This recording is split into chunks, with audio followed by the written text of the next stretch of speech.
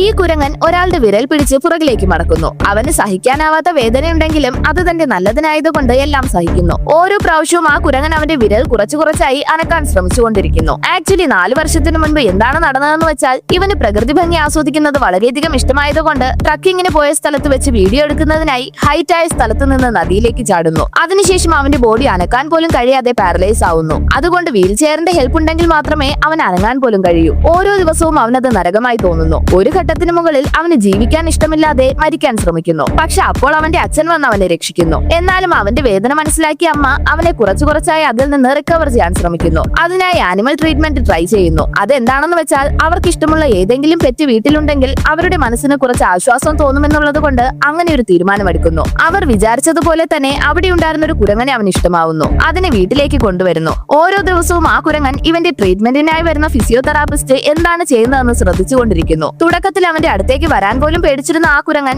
അവൻ ഡേഞ്ചർ അല്ലെന്ന് മനസ്സിലായതും പതുക്കെ അവന്റെ അടുത്തേക്ക് വരാൻ തുടങ്ങുന്നു. അങ്ങനെ ദിവസവും ആ തെറാപ്പിസ്റ്റ് അവന് ചെയ്തു കൊടുക്കുന്നതെല്ലാം ആ കുരങ്ങൻ ചെയ്തു കൊടുക്കുന്നു. അന്നു മുതൽ രണ്ടുപേരും പരസ്പരം മനസ്സിലാക്കി നല്ല ഫ്രണ്ട്സ് ആവുന്നു.